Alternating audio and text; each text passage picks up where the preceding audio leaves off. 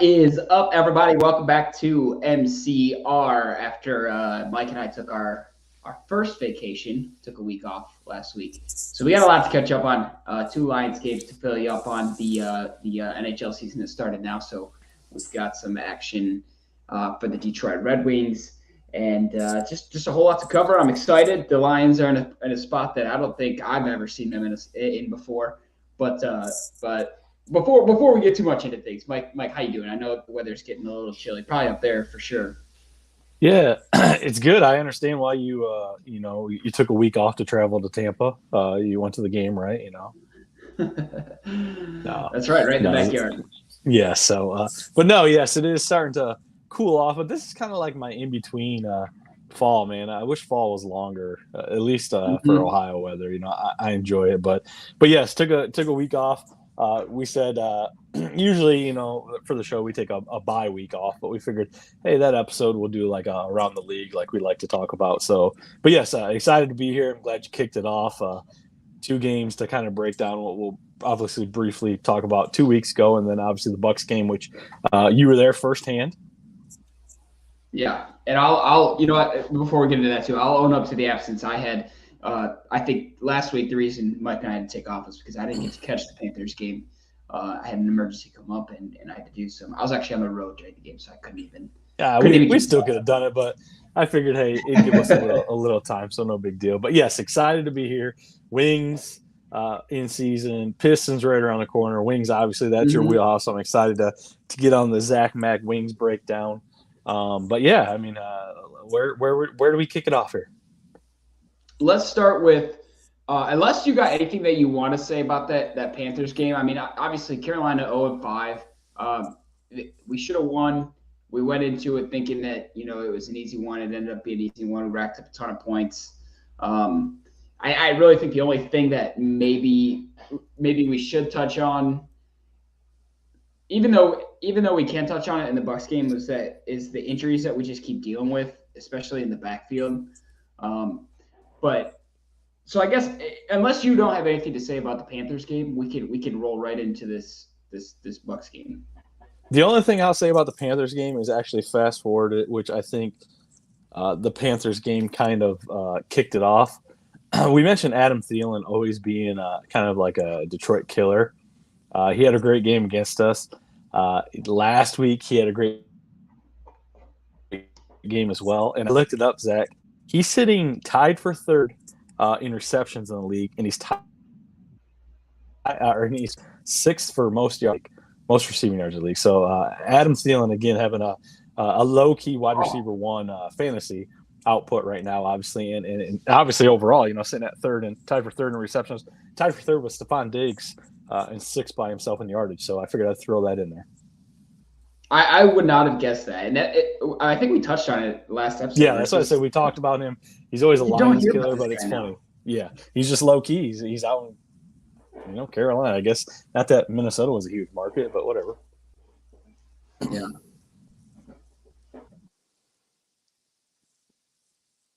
But no, give me yours. Go ahead. You're cutting out a little bit. And then going into. Oh shit! Are we going in and out? I think my internet's cutting out. You're all good. Just a little lag here. No big deal.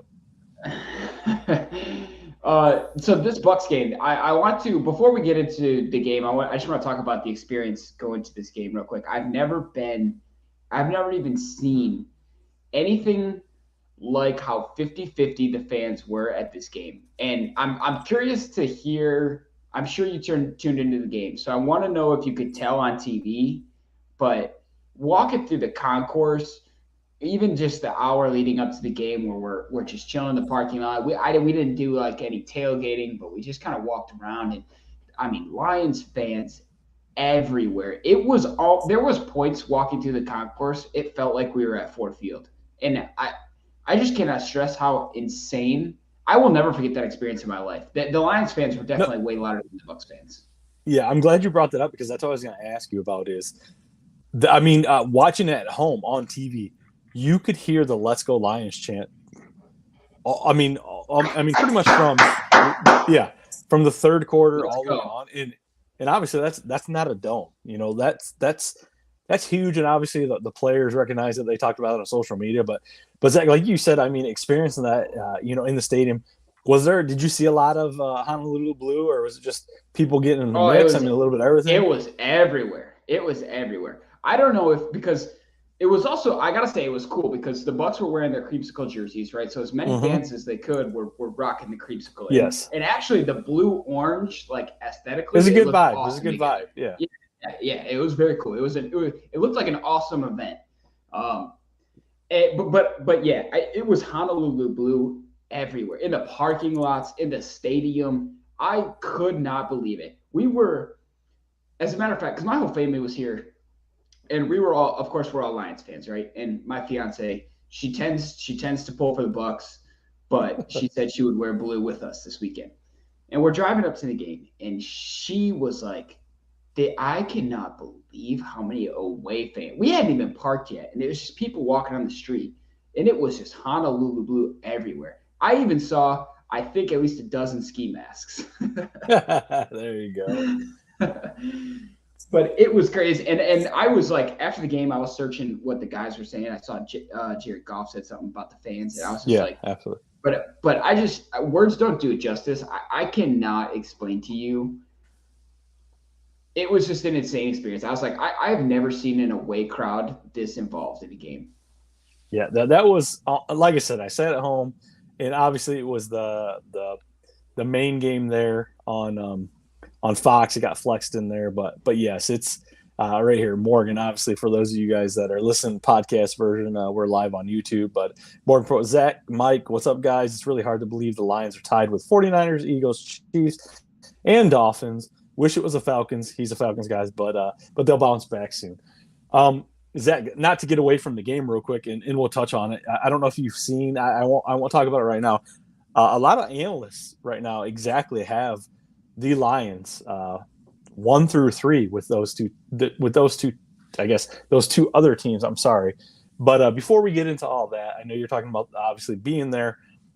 Any key takeaways from the game? Because obviously, I'm sure being an away game, I'm not sure how much they replayed it, but I don't know if you really got to see the replay when you got home.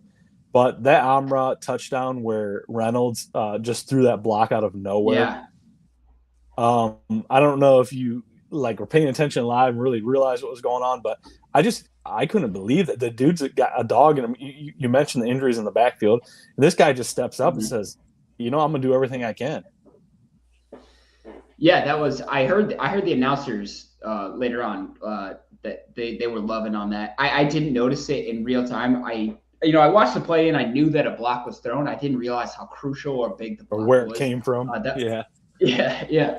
That was so that was cool to see. Also cool to see that it was because I think that was a portion of the game before Montgomery was injured. So it was just it was cool to see Reynolds make the most his time, even before he was like the sole back. So that was cool. My biggest takeaway from the game, and it's funny, we had a Falcons comment in here because it was the same score as the score we beat the Falcons by 20-6, and it was the defense to me that was it. My brother said something to me. He's like, your team is good when you're excited to watch your defense. Oh yeah, when you don't have to worry about that. Yeah, and that's very, very true. Because we've always had Stafford or even Goff, we've always been able to put up points, but we're either behind or we're chasing somebody, to where it's like, okay, we know they're going to go down and score. How much time do we have to go down and score? But yeah, now it's like the things that are happening. We talked early in the season, no pass rush, and all of a sudden, Tampa Bay's got a great offensive line. They didn't give up many sacks. I think they only gave up 1 sack or actually 0 sacks going into that game. But they played well. But I mean, Baker Mayfield, not the biggest quarterback in the world, got a couple tip passes. One led into interception. I like it. I saw social media calling out Sutton saying low key is probably one of the best signings. He's not getting any love because nobody's throwing to him. I shout out to him because I've definitely been praising his. Jerry Jacobs is kind of reaping those rewards. They're throwing to him, and he's played great. He's getting the picks, but Sutton, man, great game. But yes, defense.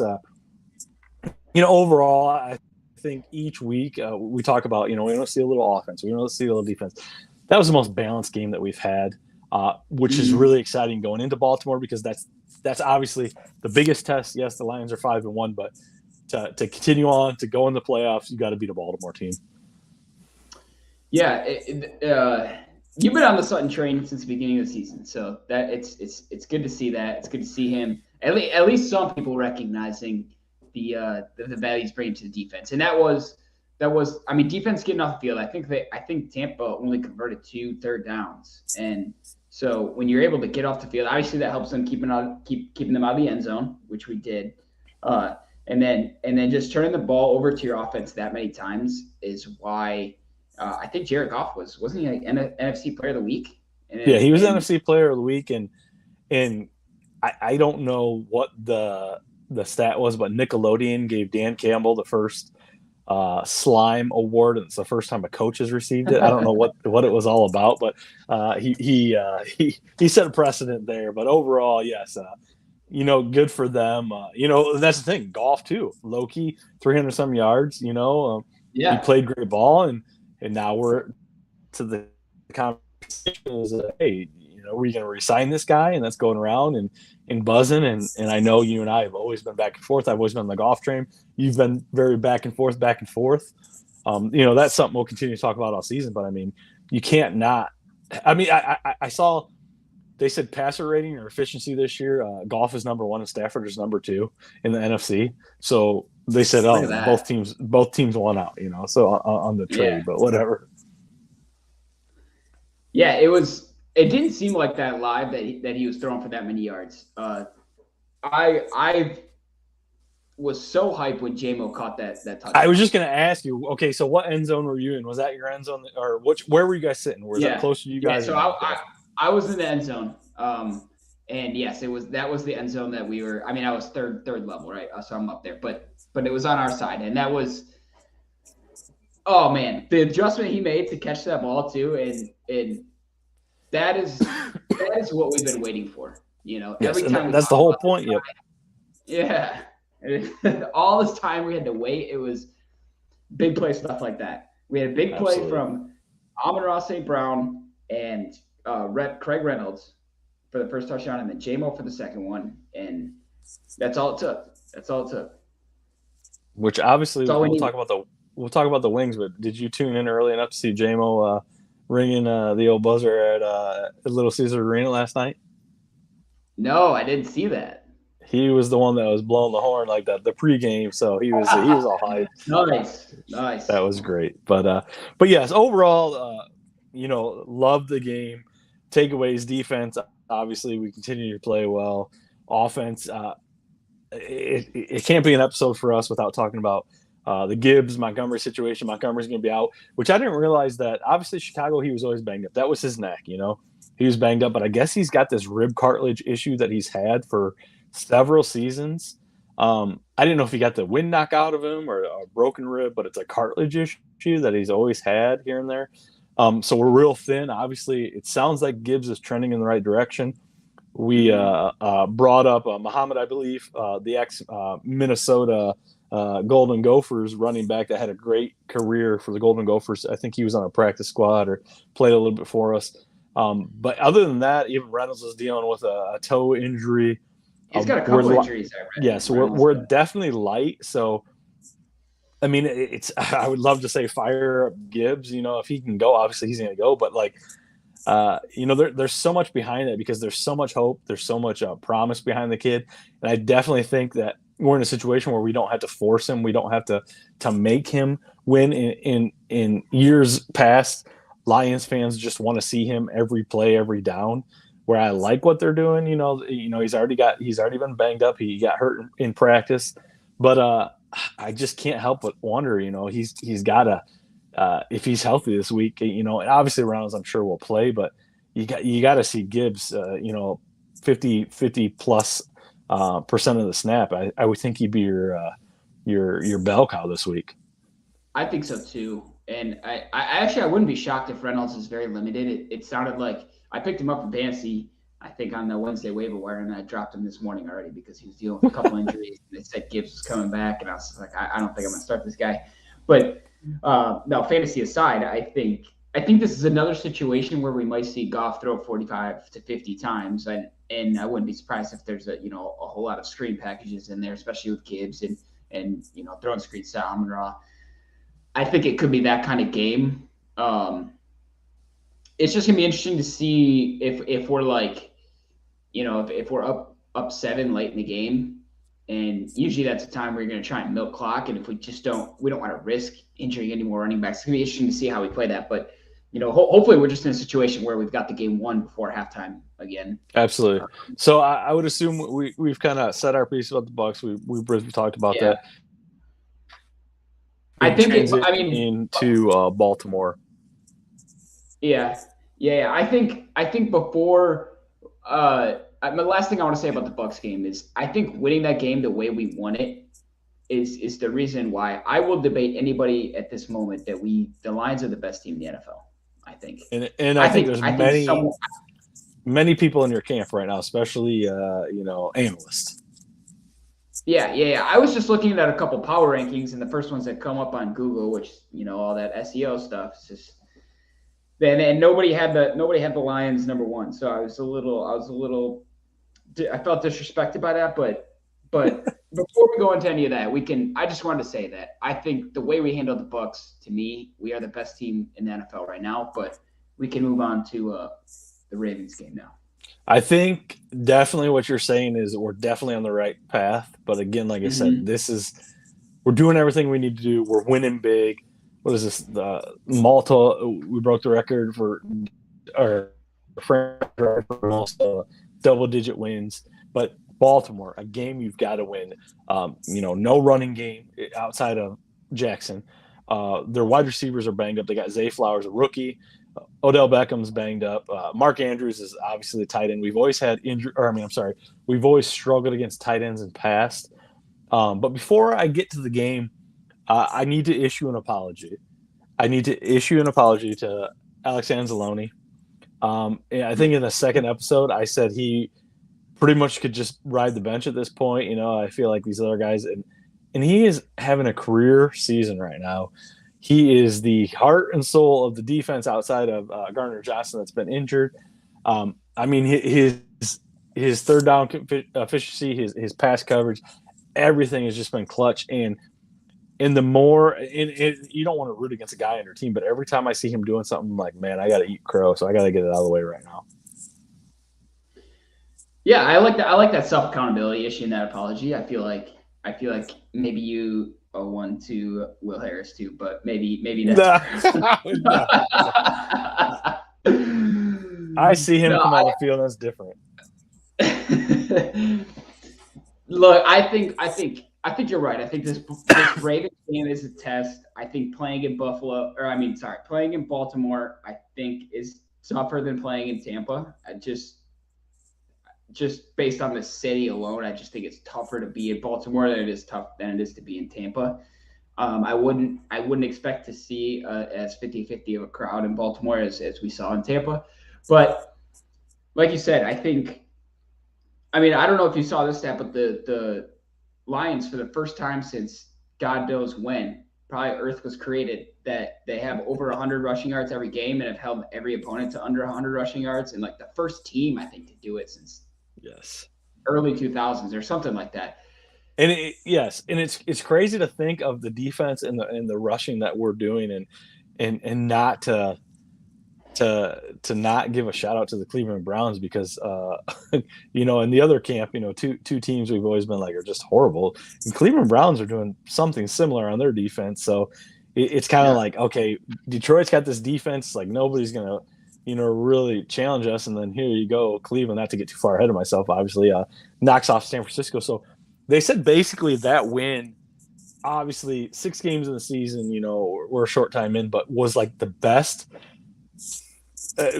scenario for the Lions, because Philly got knocked off, San Francisco got knocked off. So basically for the playoff picture, this early in the season, it was probably the greatest week the Lions have had since the Barry Sanders days.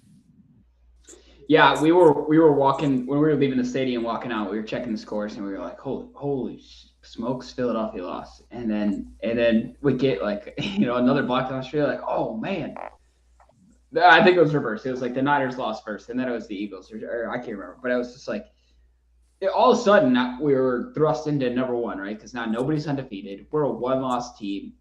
We've beat the Chiefs, who are another one-loss team, and we obviously we lose the shootout to the Seahawks, but the Seahawks aren't even that bad. They're 3-2, I think. So it's like, I think there's a real shot that, and I know a lot of these power ranks don't have us one. They have us in the top 3, which is fair, and maybe I think the only team that could have a stronger case for being better than the Lions right now would be the Dolphins. But I think we're better than every other team. Yeah, and it's hard to believe. No. Speaking of the Dolphins, I don't know if you know this. I think they said going into Week 7, Tyreek Hill is like 186 yards away from 1,000 yards in the season already. Like, that's just wild. But no, I mean, I was just looking at I mean, just I was looking at like Mike McDaniel's Mike Devlins today, and I just it's so hard to root against the Dolphins. I feel like he's growing on me, but for some reason I didn't want to like the guy. But there's just something about him that's just like, it's funnier than shit. But I mean, he proves to like back it up. Like, he's just quirky. He's like a nerd. He's like a frat boy, but he's like he just gets picked apart by everybody. But the dude just keeps winning. Yeah, he's always himself, which is like, it's so rare. And Dan Campbell is like that too. He's always going to be himself. Yeah. He's just not as goofy as Mike McDaniel is, which is funny. But I mean, we're not a Dolphins podcast, so we don't have. Which, yes, you talk about both those coaches, and again, only sample size, but both those coaches could be up for Coach of the Year. Yeah, that's true. That is true. But anyways, to get into Baltimore, my biggest thing would be obviously Lamar Jackson. Detroit, and I know Patrick Mahomes isn't Lamar Jackson, but he can extend plays. We saw a few plays where Patrick Mahomes extended the plays. We got lucky on a few penalties, but that's the biggest thing. I gave my props to Anzalone. Anzalone is going to have to be the man to spy. Step for step, I'm sure he's not going to match up, but I mean, you take out Lamar Jackson and Mark Andrews, who's going to beat you for Baltimore? Yeah, this is going to be a situation where, have they really honed in the defensive line and the pass rush enough to contain a mobile quarterback? There isn't a more mobile quarterback than Lamar Jackson, right? No. So, but also he can't throw the ball as well as other mobile quarterbacks can. And I'm not really trying to dog Lamar Jackson. I'm not trying to be this whole running back quarterback guy, but I'm just saying, it's going to be interesting to see, do we really have it figured out yet? And I don't know. I'm also, the more I think about it, I'm like, if we get destroyed by Lamar Jackson, let's just say he rushes something crazy, like 150 yards or something like that, and they beat us, then I still, if we can still beat every other team in the NFL, then all you got to do is hope that you don't face Lamar Jackson in the Super Bowl, and then you're fine. Yeah, I get that. But I'm even okay saying Lamar Jackson has 150 rushing yards and in a touchdown, or even 2 touchdowns. But all you got to do is take away Zay Flowers on the outside, Mark Andrews obviously, but like this is the epitome of game planning for 2 people. And they talk about, the same thing with Kansas City, yes, we didn't play Travis Kelce. We didn't have to do that. We didn't have to worry about it. Patrick Mahomes was, the thing. It was the first game of the season, so it was a little rusty here and there, both teams. But I just think there's nothing that should scare you offensively outside of those 2 guys. With the addition of Zay Flowers on the outside, but I feel like our secondary is played good enough that you focus in on the middle of the field, Mark Andrews, and take away the run by Lamar Jackson, because he's going to. And there's no reason, because yes, their defense is, I feel like Baltimore's defense, it doesn't matter who you put back there, is always good. It's always a good defense. They're just their scheme, everything they do. But I feel like Goff is dialed in. Even though we're getting injuries, hopefully get Gibbs back. We got another week of Amra healthy, JMO, another guy in the mix. I love how they're working him in. They're not just throwing. I mean, he got a lot of snaps, but they're not just saying just run a go ball every play. They're kind of mixing it in, and I feel like we get behind the secondary quite a bit. We have some big plays, but I just feel like you're definitely game planning for those two guys. I mean, outside of that, I mean, would you agree? Am I wrong that you just got to take those? I'm okay with Lamar Jackson running. I'm okay with him as long as you take away the pass. Yeah, I think you're right. I think you're right as far as the attack on the offense or the attack our defense should have on their offense goes. I also like what you said about, the Ravens defense always seems tough. It doesn't matter who you put back there. And I think a lot of that has to do with this is a road game in Baltimore. And like I said earlier, it's tough to play in Baltimore. That's a tough city. It's like Detroit. But I think that plays into a little bit of how it's tough to play there. Yeah. We also have to give Baltimore a little bit of respect because they are 4-2, but they beat Tennessee right in London, I think, this past weekend. But before that, it was the Browns. It was the Bengals in week 2 struggling. The Bengals struggled for the first few weeks, and then they beat the Texans in C.J. Stroud's first game ever as a pro. Yeah. So it's almost like they're 4-2, but it also isn't because they also lost to the Colts and they lost to the Steelers. So I think if we're going to put ourselves in Baltimore's shoes a little bit, this might be Baltimore's first real test. I think they might be looking at the Lions like, if we can beat the Lions, then we're a legit 5-2 team. We're not a fake 4-2 team. I agree. So I could see Baltimore coming out with a lot of fire in this game. And isn't it wild to think on a perspective like that, to think a opponent finally looks at Detroit as, okay, this is the real deal. Right. And it's funny you say that because it is interesting and we're not used to that. But really the first team that's going to have a shot at beating the Lions is going to be the first one who looks at it like that. Because I guarantee you the Bucs didn't look at it like that. Yeah. I'm not going to go too much into the Bucs, but Baker did not play his best game. And he was had he had more pinpoint throws, they probably had a couple in the end zone.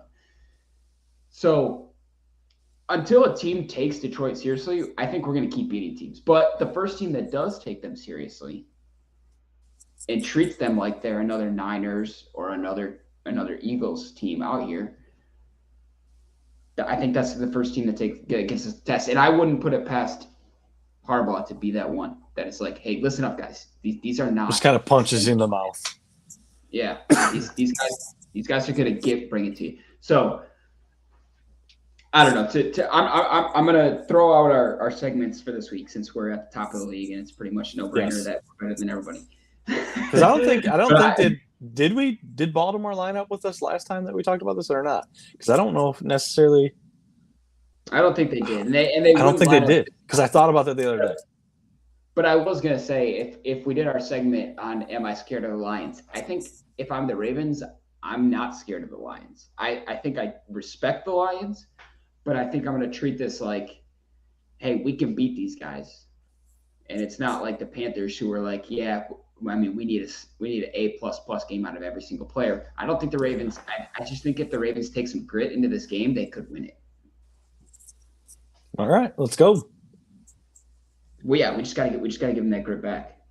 But that's what we're all about, luckily, Yeah. Anything else that you want to say about the Ravens and how we have to prepare for that? Otherwise, we can either slide into hockey or we can touch on the rest of the league. Let's jump into hockey. Let's get Zach Mack's wings breakdown. You and I talked about obviously that's why we moved to tonight. We usually are between Wednesday or Thursday recording. Yeah. But I said, the game was on last night. I was like, oh man, and watching it. It was funny because my wife was watching it with me, and when I was texting you, on the second. I was showing her when I text you about I wish that was Larkin and Crosby getting into it.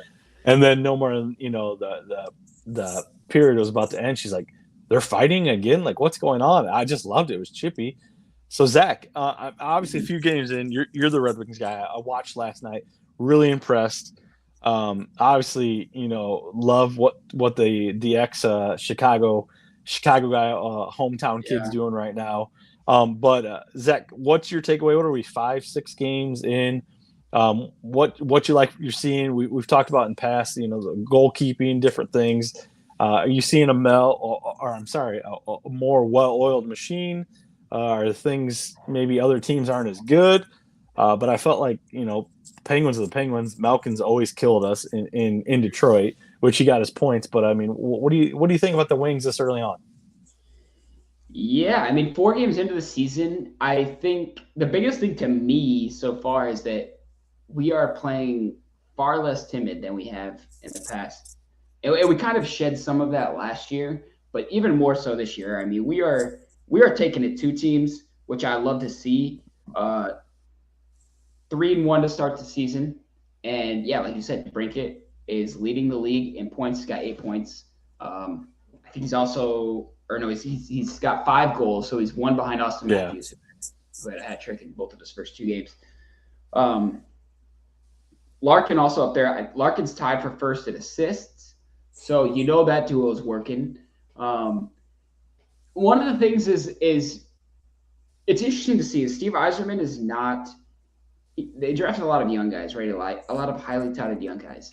But he is not just giving these guys roster spots. They have to earn it. There are like 5 or 6 that we have been keeping our eye on, at least on this podcast for the last year and a half now, that are still playing in Grand Rapids.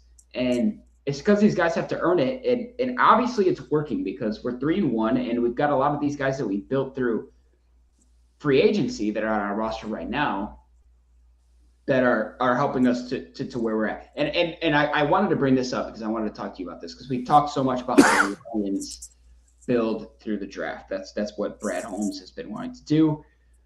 And it felt like Steve Yzerman was doing that as well, drafting a lot of talented guys early rounds. But we're fielding a team right now, or I guess icing a team right now, that is largely built through free agency.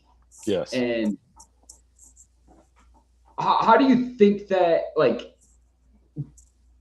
and obviously we're only 4 games in, right? So we need to have a few more weeks, maybe months of exposure before we really get the Wings fans out there and in the streets and wearing red everywhere. But do you think it feels different, or is it just winning is winning when you're built for free agency versus the draft? No, I feel it's so funny you said that because the whole time I'm thinking like, and we always resort back to last year and stuff like that. And I think that's why Zach and I we talk about, we kind of like wing these shows, but for the most part, like we're kind of on the same length as far as Detroit sports. That's why it kind of easy to feed off each other. But we talked about it last year, and I think we compared Yzerman, Brad Holmes, and I think we said we compared the 3 teams, Pistons, Red Wings, and Lions. And we said which team is on pace to win a championship first. And I really think that we might have said, did we say the Wings to start? I think we might have. And don't get me wrong, obviously looking now, it's like, okay, well, maybe the Lions, but I think there's a lot of similarities between Brad Holmes and Yzerman. Early on, you can't just take a team and flip the script like overnight. Like you draft really good, you get these young core guys, but you realize these young core guys are just talent, but they need leaders. So therefore, you look at a Yzerman that's going to bring in these free agents that have been in the league that can take your locker room, mold it. Because, excuse me, exactly like you said. Don't get me wrong, Larkin.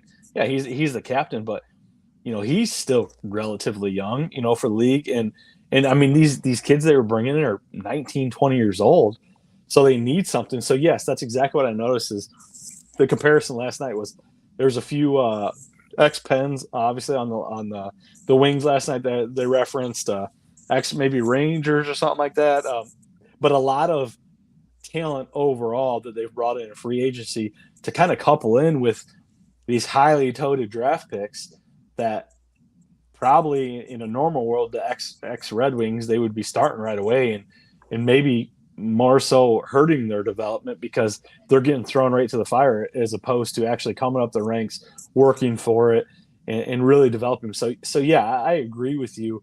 Obviously, winning is winning, but I love what he did in free agency, and really excited. And I know even with Stevie Y being a Detroit guy, an ex-Red Winger. I shouldn't say ex-Red Winger, but a Red Winger. But I know there were some grumblings last year. People were kind of tired of it, I guess maybe, and I don't think that was really a fair shake, because I think everything he's doing. Because definitely, again, I know I'm long-winded here, but we talked about goalkeeping, and now again, it's a very short sample size, but our goalkeeping's been good this year. Yeah, I mean, we got James Reimer in free agency again, another free agent. He came in and shut out the Blue Jackets. So, like you said, I mean, no issues goaltending. I think we got rid of Nedeljkovic. He's in, I think, Pittsburgh now. Still no problem. I mean, and these aren't like, this is not a week 3-1 that we beat the Lightning, who, albeit aren't the championship Lightning that they have been in the past, but they're getting better. I'm sorry, they're still viable. Still a good team. We beat them. We shut out the Blue Jackets. So the Blue Jackets is the team we should beat, but to shut them out is even better. We beat the Penguins, like you said. The Penguins are always the Penguins. Our loss was to the Devils in the first game of the season, but even that was a 1-goal game. So and like we said, we still got those young guys, and that's the key thing. Like, if we run into injuries, that's when you start plugging these young guys in and start getting their exposure. Get a little, and then you can send them back down to keep developing. Yeah, because by then they're up to speed, and I mean, these are guys like Edvinson, Casper. We have Amadeus Lombardi still down there, and Sebastian Casa in goal. He's playing in Grand Rapids now. There's just so much to be excited about. And I know we just keep saying this. It feels like 2 or 3 years now. We're like, there's so much to be excited about, but these guys are all still so young. And like you said, Larkin is young. So we still got young. Raymond's young. He's up there right now.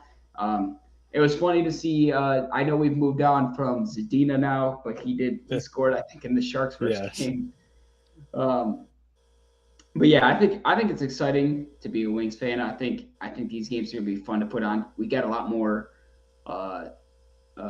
nationally televised games this year, I think, than we did last year. So it's exactly what it came down to last night. Is obviously, I mean, you're more kept up on the schedule and stuff like that, but I'm looking at it as, like you said, more nationally televised games. Looking forward to that, and I didn't even know it was on, so I was like, I'm excited. I want to see what they're doing. So, but what do we got here? Rams from here. Thank you guys for a great trade on both ends. Look at that. Going back to the golf Stafford trade, transitioning back to football here. We got a YouTube comment. Yes, I agree with you. I mentioned that earlier. Both these guys, Stafford, not to get too far away from hockey. Stafford got a Super Bowl.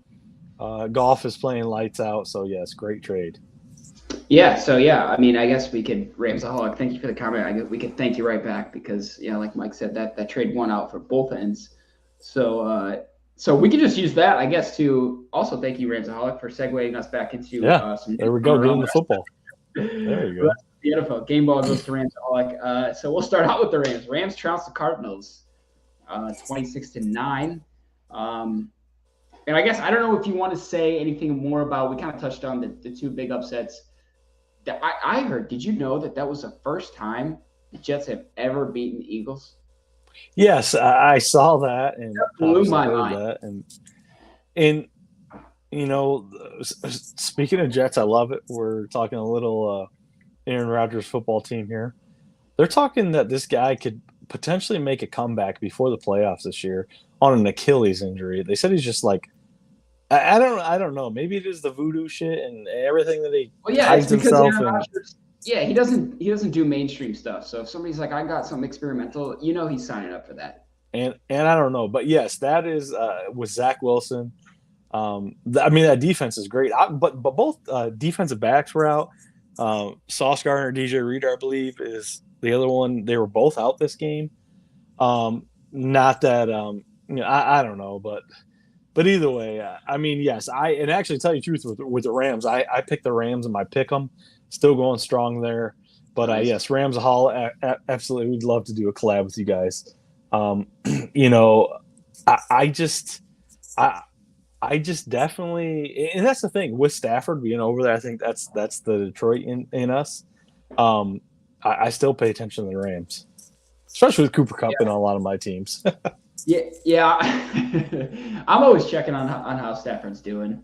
I'm not necessarily like rooting for him or get upset when he's not doing well, but I'm keeping tabs on what he's doing. Let me ask you this, and I don't know if I've asked you this before. When Stafford retires, does he come back? Does he sign like a one-day contract with the Lions? I think so. And you know what? I have this part of me, and this I'm probably going to feel less and less confident about this as time goes by. But I don't think it's going to be a one-day contract. I see Stafford being like, I think he plays a season in Detroit. Really? If it matches up. Obviously, if we re-sign Goff and it doesn't, and Goff's obviously not going to sit a year, or if Goff moves on and we draft a quarterback, or it's Hendon Hooker time or something like that, and it doesn't make sense, then it doesn't make sense. But if it fits up perfectly. Because the Rams were very open to saying they were trying to trade him this offseason. Yeah, I mean, look, I think he loves Detroit so much. So I don't think it's against the cards. I don't think he would be against coming back. That is interesting, though. That is interesting. I would love it. So, but see, Buffalo almost blew it against. Yes, yeah, and you know what? I watched that, and actually, I had the worst betting week of my life, and I thought I was just going to make good. I thought I was just going to make good and put money on Buffalo and James Cook and Stephon Diggs and a few parlays. And I went to bed in like the beginning of the second quarter. I'm like, all right, this is an easy crapshoot, no big deal. And I'm like, and I woke up and checked my DraftKings account, and I was like, my money didn't update. I'm like, did I not win anything? I went through. I'm like, you got to be kidding me. And I looked at the score. I'm like, what the hell happened? Like, I mean, I get it. That's what the NFL is all about. I mean, we talk about San Francisco, the Browns.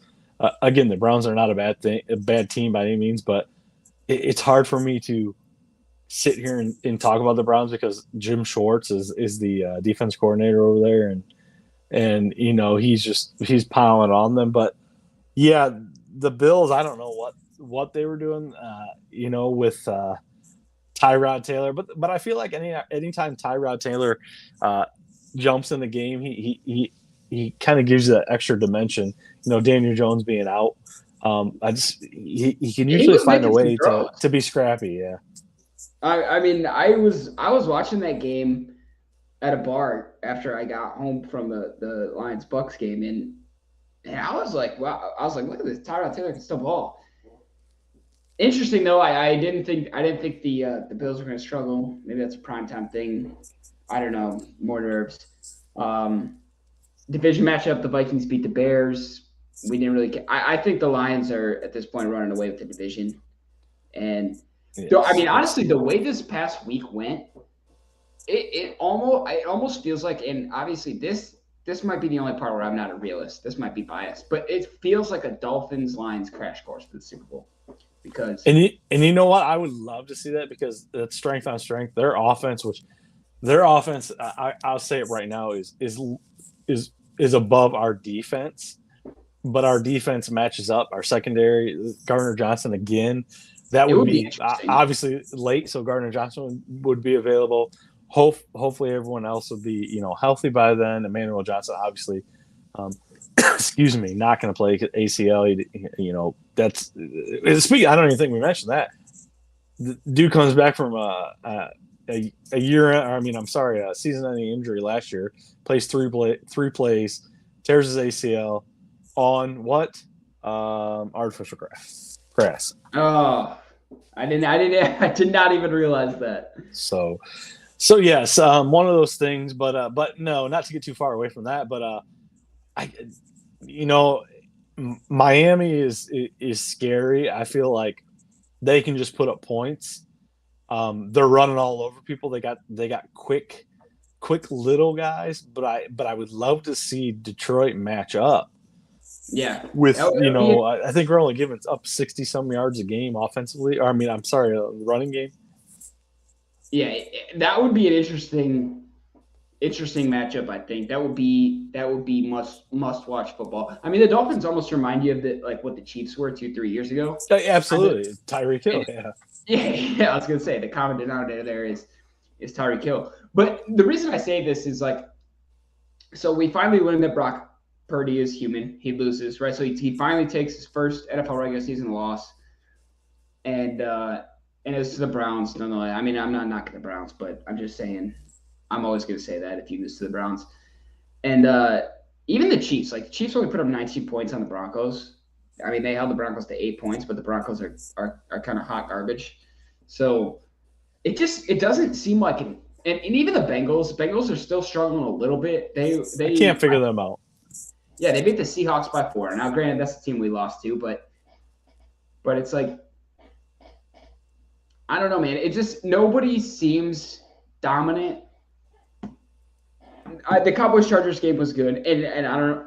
I guess I can go off track a little bit and talk about this fan. I don't know if you saw that. Everyone wants to talk about this. Oh God, yes. Which like. I guess there's so many conspiracy theories behind it. Have you seen them all? Yeah. Like I guess this picture service that she was in a Vikings jersey, I guess back in the day, and now she claims that she became a diehard Chargers fan when she moved to LA, and I don't know. I'm not buying it. I think she's a paid actor. An NFL plant is what they're saying. Yeah. I'll be the conspiracy theorist. Yeah. Yeah, man, I think Detroit, Miami. I think that's the Super Bowl. That's what I'm saying right now. I mean, this isn't beginning stages. We're a third of the way through the season now. We're 6 weeks into an 18-week season.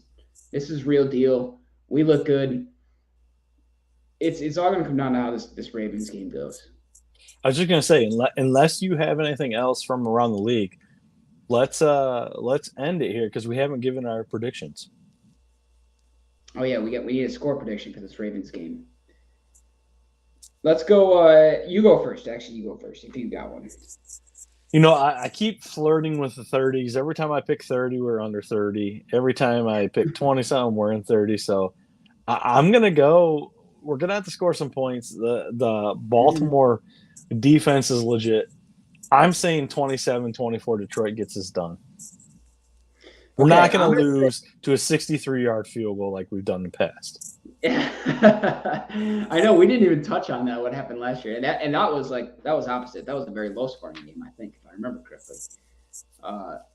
I'm gonna go 28-27 Ravens. I think I had this game early. Like at the beginning, I really think it might be one of my picks too. I got to go back through that episode and circle. I didn't even pay attention. Yeah, I might have had the Lions win this game, but now I'm like, you know what? We're 5-1. I think we need to come back down to earth a little bit. A 1-point loss to the Ravens, I wouldn't be upset about. I mean, if we had lost in Baltimore, season, like yeah, exactly. If it was somewhere later this season against the Bears or the Saints, right, then I'm probably raising all hell. But look, I don't hate a 1-point loss here to the Ravens. I think it's possible. I think they got the best kicker in the league, Justin Tucker. So it always could come down. I know we joke as much as we want, but he beat us last year, and he does have that ability to hit from almost anywhere on the field. So yeah, I'll say you got what? What did you say? You said 20, 24? Did I say? No, you got 27, 24. 27, 24. 27, 24. That's right. Yep. All right. Yeah. So all right. So we're both in the 20s. We'll see how that goes. I would love it if you're right. If we go 6-1, man. Never. I mean, who would have thought? Roundtable. We'll kick off this roundtable section. Then we'll get out of here. We're in the heat of the MLB playoffs. Are you watching?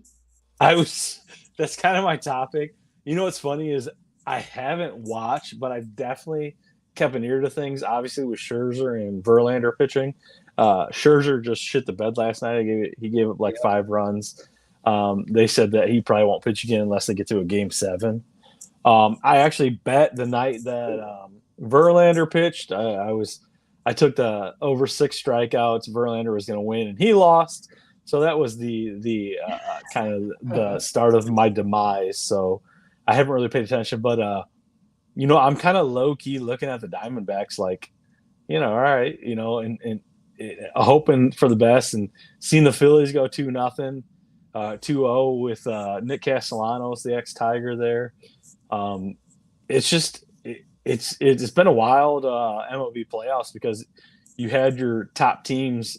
I think they started the playoffs like 1-8, and they all got eliminated. And now here we are. I saw that.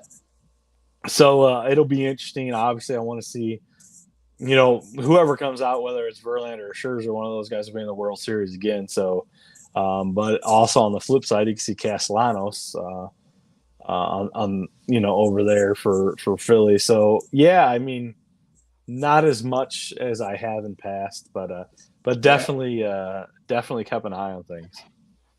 Yeah, I'm kind of go Diamondbacks at this point. They did win today, so series is 2-1 now. I saw the storyline was the Rangers. I guess were just ripping through the first couple rounds. I think they beat the Rays, and then I don't know who they probably the Orioles or something. I don't even know. Yeah, I'm not sure yet. But I don't know. I kind of got turned off when it was the all Texas AL. I'm just like, it just seems like I guess Texas is watching baseball. But yeah, I'm good Diamondbacks at this point. For me, the Phillies, the Astros, and the Rangers are all too tired. I'm just worn out by those teams. But it's funny because you said those are the ones that got Tigers on them, or ex-Tigers, I should say. But in other news, WNBA championship, That's right, Vegas. See, right? Vegas. And people don't realize is the old Davis. He's the owner of the Vegas team. Yeah. They won back-to-back championships last night. He was out on the court dancing a jig like a 70-year-old man would. 70-year-old white man with a bunch of I saw headlines athletes. So, but he was getting down. Good for him, celebrating that because I'm not sure that. I guess I should say I'm not sure that he'll ever see a Super Bowl for the Raiders, but. Isn't Tom Brady part ownership in that team too? I know he bought in. Oh yes, the women's team. Yes, he is part ownership in that. So, but okay. Speaking of which, and we can end this unless you got anything else. Did you see Tom Brady's been pretty outspoken about the reason he wanted to get out of the league is because it's turned into flag football? Oh, I did see this. And which I is feel funny like because he used to get all the flags. Yes, I was just gonna say the pot calling the kettle black because he's the one that kind of started all that. And don't get me wrong, he didn't ask for that, but yes, I'm glad you brought that up. Interesting to see. And then I also saw on the flip side, Gronk said, "Is it 2028? The Olympics is going to host flag football?" And Gronk says he wants to play. Like this is just wild right now. This is a wild place we're in right now. Yeah. I mean, this would be like Brad Marchand retiring and then being like, they don't call enough behind the scenes slashing plays. It's like, come on, bro, that's all you do. Yes, but no, yeah, there was a lot going on, a lot around the league. Obviously, we missed 2 weeks, but excited to get back. Really looking forward to this game. This is probably the first one that I can say. Obviously, the first few games, Kansas City, I was nervous about. I didn't know what to expect, but this is one of those games that I'm nervous about because you definitely want to really. This is a good test. Are you really 5-1? Are you really one of those teams? Are you really the best team in the NFC? Yeah, it's really since the Chiefs game. I think it's our. Well, I guess the Bucs game was kind of a test game, but we handled the Bucs, and the Bucs didn't play up to par. So. Yeah, it's going to be a fun game. It's in Baltimore, and then we'll see how we stack up. We've also got the Red Wings got a huge game on Saturday against the Ottawa Senators. It's a division matchup. They're also 3-1. They also got better through free agency. They added, just to name one, Vladimir Tarasenko, who was a big Blues guy for a while. Yep. Sunday, second, we come home for the second of the back-to-back against the Flames, and then on Tuesday we play the Kraken. So next week's episode, but let's go 6-1. Let's go 6-1 with Detroit Lions, and then let's pick up at least 2 wins for the Red Wings. That'd be nice. Absolutely. And I have no idea. I know the NBA season's coming up. I know there's still preseason right now, but we've got I'm not sure when that starts. No, next week. So we got some time. Obviously, you can talk about the Red Wings. I'll give a little Pistons updates here, but obviously. Hey, we're the home of the 5-1 Detroit Lions right now. Yeah, let's go. Thanks y'all for tuning in. I know we took a week off, but we appreciate you guys tuning back in. We'll be back here next week to cover the upcoming Ravens game and update you guys on the Red Wings and some Pistons talk. And thanks everyone who joined in live. And if you're listening to the podcast, we appreciate it. Tell your friends about it. I have been Zach. That is Mike. Thanks for tuning in, and we